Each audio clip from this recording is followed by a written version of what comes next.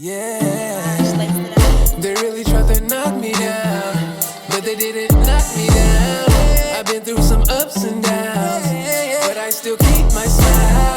I'ma make my mama proud. I'm a king, I'ma rock my crown. Peace, life, and love. You're here with your host, Brotha Peace, and we're here with another episode of Peace TV, where we share a lot of peaceful vibrations and touch on different perspectives around peace, love, life, and harmony. And I'm back here in the Bay Area. It feels good to be back home. We're here in Berkeley, California, and it's a beautiful sunny day. And it's a lot of peaceful vibrations flowing right now in this present moment. And I have a good sister, and it's her first time on the platform, so I'm going to let her introduce herself, and we're going to have a great conversation. Hi everybody, this is Bemi. A couple of you guys may know me as Bemi Badu. I am a community activist, I'm a chef, I'm a mother, I'm a teacher, I'm a student of life, amongst many other things that, I get into a little further into this conversation, but I'm happy to be here and blessed to be in the presence of another wonderful brother and teacher. Ashe. Well, give thanks, Bemi. I appreciate you for taking the time to cultivate some peaceful vibes with me today. It's been a beautiful day, and I just would like to get some of your perspective here on the platform of peace. I would like to see what is your definition of peace. I feel like there are many different definitions and perspectives and ways how we can cultivate that vibration in our lives. So I want to see, what does it look like to you? How do you see peace in your realm? Thank you. To me, peace looks like contentment. Peace has a lot to do with knowing yourself, knowing others, knowing life, knowing your purpose. Knowledge of self is the first step of knowledge in general. Perspective is everything. When you don't know yourself, you don't know what's going on around you. You don't know who is around you. You don't know, how to cultivate yourself in your day-to-day life, how to move forward. You don't know what your purpose is. You don't know what path you're going down. You get what I mean? So peace has a lot to do with knowledge of self, and it has a lot to do with knowledge of where you are, who you're around, and how to make the best of the environments that you find yourself in. Okay. Give thanks. Peace is your purpose. Peace is knowledge of self. Peace is knowing yourself. That's powerful. I resonate with that in many different levels. And I feel like it's vital that we have to have peace within self. We have to know our purpose in this life, to know where we're going and the intention that we're putting into the world, and cultivating our peace. I feel like it's vital to cultivate your peace, especially in a world where it's a lot of distractions. It's a lot of illusions and things that can definitely throw you off balance sometimes. So when you're not feeling balanced or in harmony with yourself or centered or at peace, what are some tools or some practices or some routines or things that you tap in and cultivate to get yourself back in that harmonious state of peace within yourself? That's a wonderful question. My number one thing, I got my journal with me right here. This right here, my manifestation journal. I have all of my intentions set on the cover of this, on the inside of this. I write all of my dreams that I plan to, bring forth into the physical from the ether.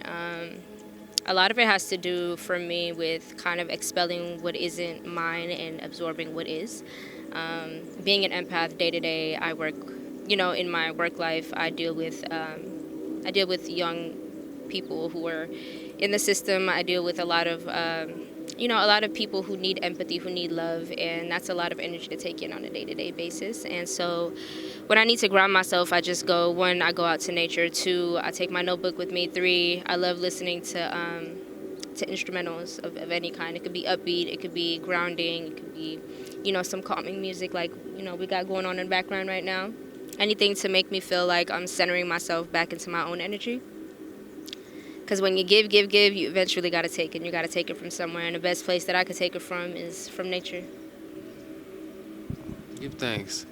Yes, we listening to some meditation music right now, so it's definitely bringing forth a positive grounding vibration as we're vibing outdoors in nature. We're here in Berkeley, California, and we have some beautiful green trees behind us, beautiful scenery, and I feel like it's many different ways how we can cultivate that when we may not be feeling at peace, or we have different things like having us feel unbalanced, but some things you had touched on around being a chef, a teacher, being a mother, how does cultivating food when you're doing work around chefing and catering bring forth a peaceful or positive vibration for you? That's a wonderful question. I find that I feel most fulfilled when I'm nurturing, and I nurture best through food. You know, when you are what you consume, you are what you eat, and that's one of the biggest lessons that I've learned in life, and something that I've learned to cultivate into my day-to-day life. I put a lot of intention, a lot of love, and a lot of healing into the food that I provide for people, whether it's catering, whether it's teaching people how to cook for themselves, how to nurture themselves, how to teach themselves and how to be okay with that learning process of making mistakes, and when you feel like you're falling, picking yourself back up, and kind of regaining your confidence, and being able to take care of you and take care of the people around you. A lot of the most influential people in most of our lives were women, and the women who nurtured us. And a lot of that nurturing had to do with food. There's nothing like eating a good plate of mom's food, auntie's food, grandma's food, whatever the case is. And I like to bring that energy forth to people who don't necessarily have that nurturing feminine energy in their life. And there's a lot of people who are yearning for that on a day-to-day, and sometimes that yearning can put you in positions where you're taking less than what you deserve, just because you're trying to fill this this kind of gap that you feel within. So whenever I could find myself in a position that I can provide for others, I do it in the best way that I know how to, and that's through food. Yeah, food is life. Food is medicine, and food is a great way how we can come together and commune and bond. Would you say you come from a traditional background of cultivating food and things of that nature? Well, me growing up here in America, I grew up in the hood, so we didn't have a lot of traditional dining and bonding amongst the food. You just wanted to get some of her perspective around that, her experience around that, because that is a missing traditional aspect here in America that a lot of our families in the melanated communities have been experiencing, and just want to bring some awareness around that.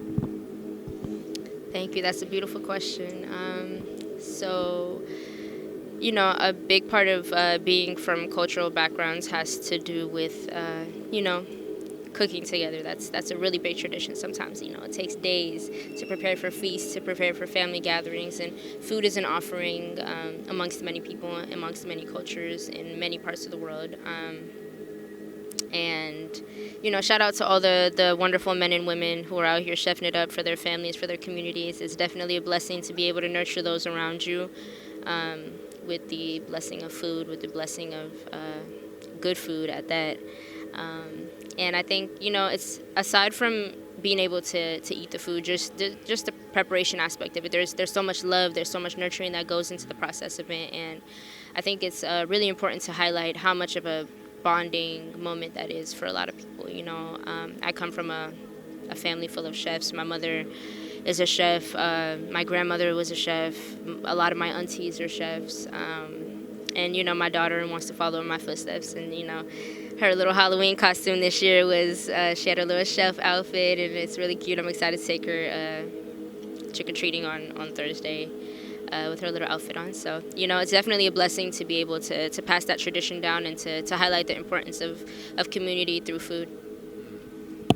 Ashe, highlighting community through food in a way of communing and coming together. What I'm saying? How do you feel about community in general? Like out here, we're in the Bay Area. So how has that journey been for you, cultivating community, or how do you see community, or how do you value community? That's a really good question.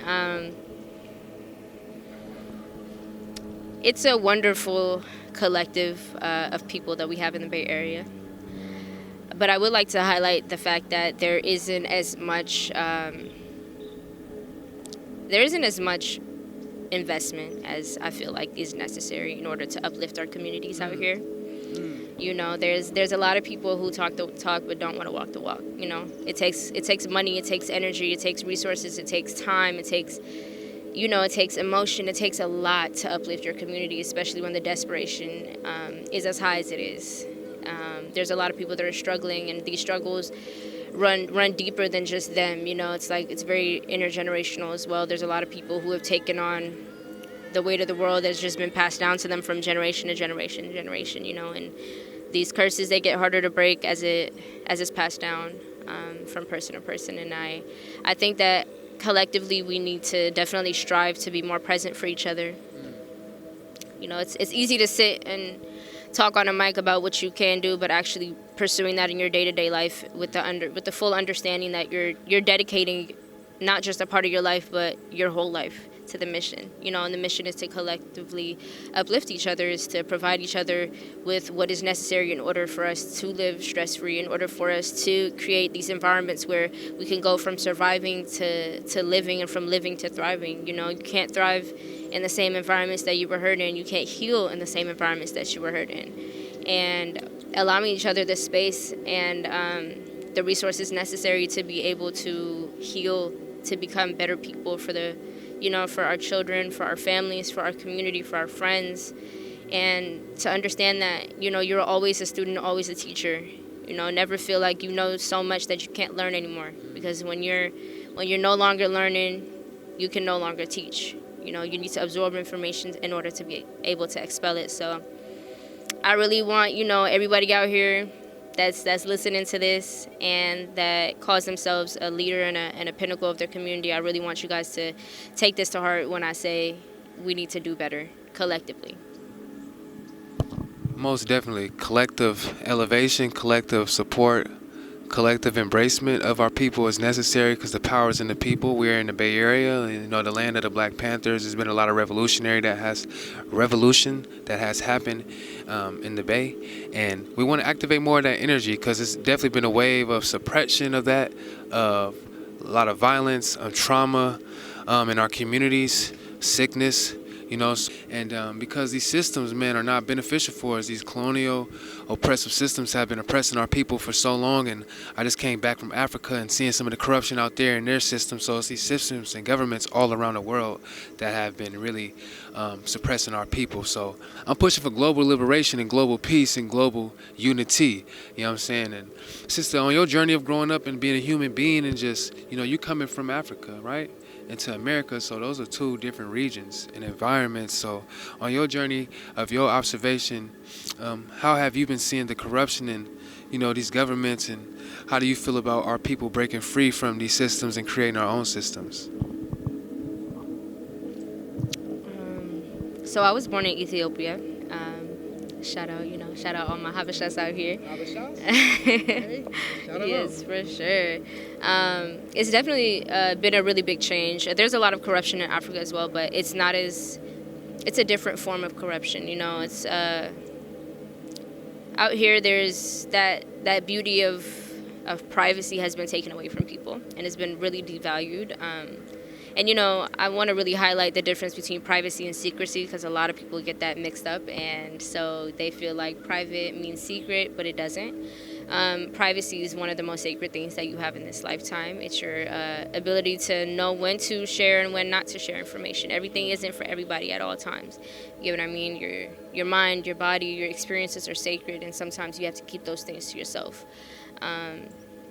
Because that evil eye energy is very real, and the things that you keep private are the things that you're able to protect from the projections of other people. You get what I mean? So the corruption that we have out here is really, like, in my opinion, built out of the stripping of the people's privacy, their inability to have things for their own without being surveillanced, without being followed, without being tracked in every single thing you do. Now, we have phones now that have the metrics of our faces, and taking these iPhones are taking pictures every 5-10 seconds of the everyday things that we're doing. And it's like the lack of like autonomy that you have over your own life is where a lot of the corruption that I've seen in this country stems from. It's taken away people's choice, because people are so easily influenced. Nowadays, between politics and news and music and entertainment and media, you can practically convince anybody anything, and they'll willingly take it, and they'll be like, oh, okay, well, if this person says it, then they clearly know what they're talking about. But it's like, just because somebody has a platform, just because there's numbers behind somebody's social media, or just because they have a place where they can speak to large volumes of people, doesn't mean that they have credibility. Like, credibility is a really, really big thing, and it's something that we don't look at enough. I'm not one to get into politics, but hello, we're in election season, okay? And it's looking real ugly for a lot of people right now. Like, it's unfortunate. Like, we're having to pick between the lesser of two evils. And you know, I advise anybody that's committing their time or energy into this to really do the research that they need in order to be able to make the right decision. You know, even though both of the decisions are wrong, regardless, in my opinion. Make the right decision, you know. Learn how to have control of your life instead of picking the people that are, instead of picking who's going to enslave you, you know, focus on freeing yourself. You know what I mean? Focus on freeing your bloodline, your lineage. Focus on your sovereignty and the sovereignty of your communities. You know, the ability to make decisions for yourself, the ability to govern yourself, the ability to govern the communities around you. And that's where people are missing out on. You know, back home in Ethiopia, there is a type of freedom that you cannot get in this country. You wake up and you don't have this fear of being seen, of being followed. You know, it's like there's this lurking energy out here that makes you feel like you can't do anything without overthinking the judgment of what somebody else is going to think. And you don't have that over there. You know, you have the freedom to be able to do what you want, when you want, how you want. You might have an auntie and an uncle looking at you a little sideways from the corner, but that's all it is going to be. You know, I'll take a crooked look over somebody that is genuinely trying to get in the way of my greatness. You get what I mean? So free yourself, free your mind, and, you know, emancipate yourself from mental slavery, okay? That's a real thing, and I appreciate you touching on that, because a lot of these systems have created different forms of slavery and mental slavery and many different bondages on our people. And from the different things, the illusions, the distractions, the politics, and different things that influence our people from naturally having that strong sense of governance over self. You know, so these governments have been governing the minds of our people and dictating their moves and influencing them. And that's why we got to break free. You know what I'm saying? Turn off the news. Stop getting so caught up in the politics and all that shit. Like how she said, like tapping into who's going to enslave you. Like, I'm not into the voting process. Like, I'm not putting my energy into that. I'm voting for myself. I want to be the president of my own reality. Why would I want to have somebody be a president over me?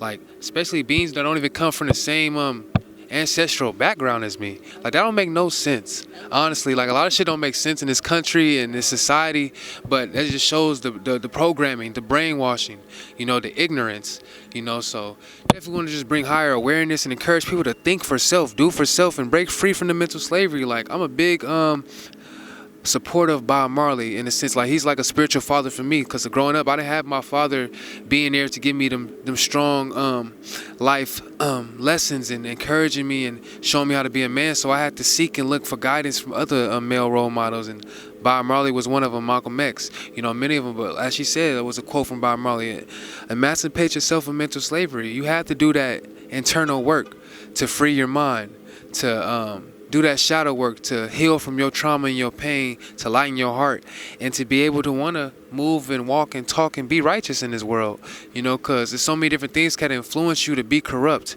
and to be unrighteous and to want to finesse your people and get over on your people, because this is what the system does. It finesses our people, it get overs on our people. And I feel like our people subconsciously develop these bad habits and ways of being from this corrupt society, you know. So realizing that and being intentional to not be consumed within the corruption and to purify yourself and to be operating at a higher vibration and doing what's best to liberate yourself, but ultimately influence and inspire the liberation of your people.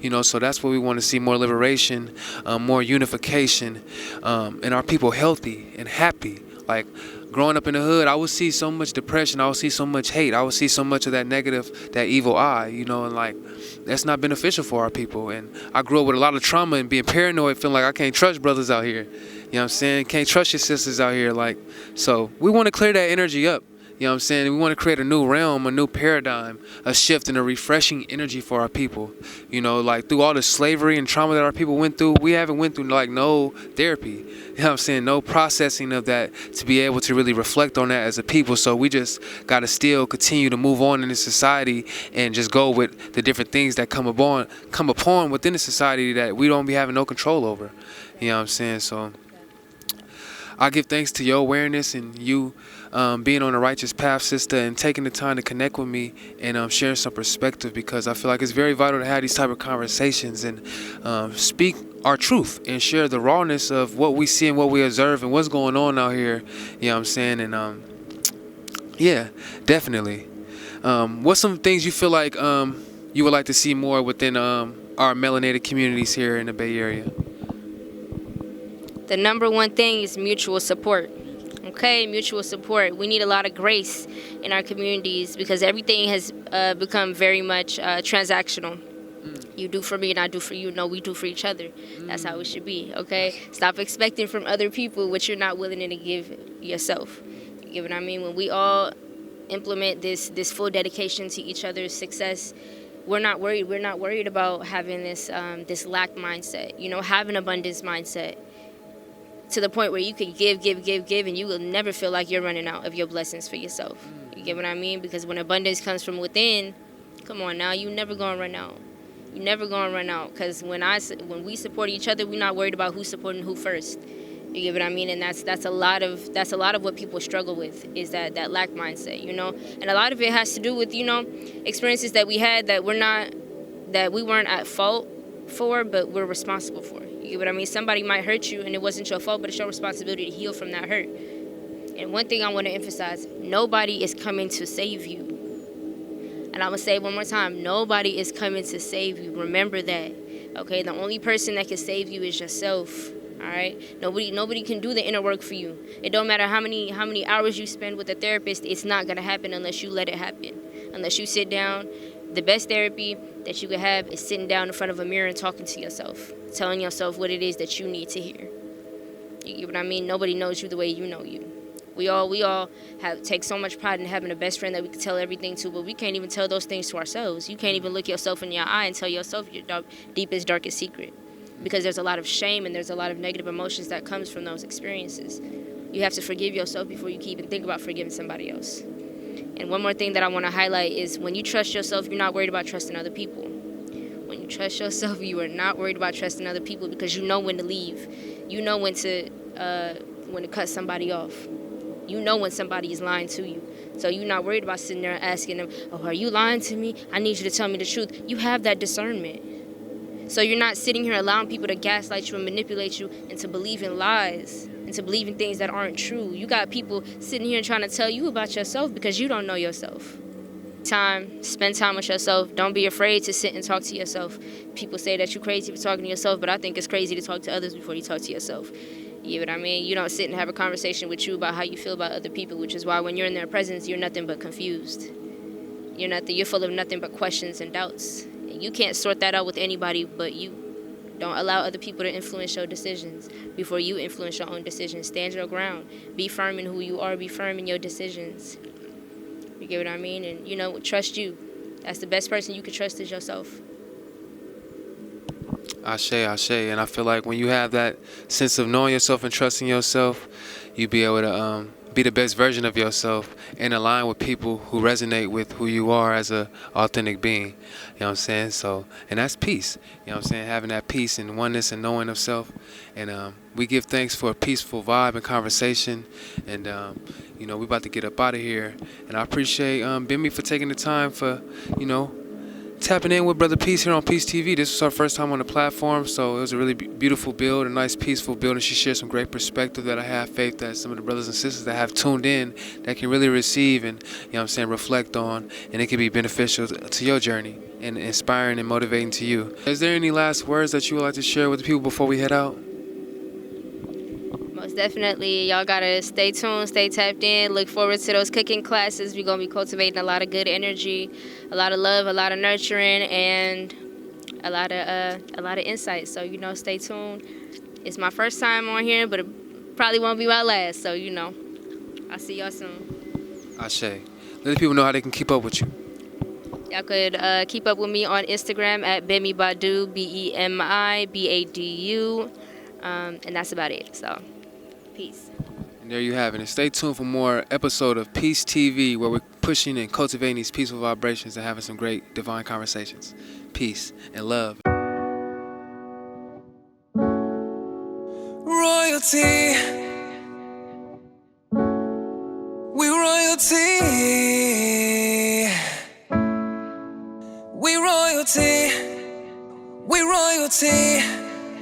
Lodge laced it up. Royalty, the ancestors spoil me. Manifesting prosperity every day of the week. Abundance always around we. I do this with my people, tapping in collectively. Ayy, got connections overseas. Locked in with some kings and queens. Ayy, from Haiti, Africa to Jamaica. We coming with these high vibrations.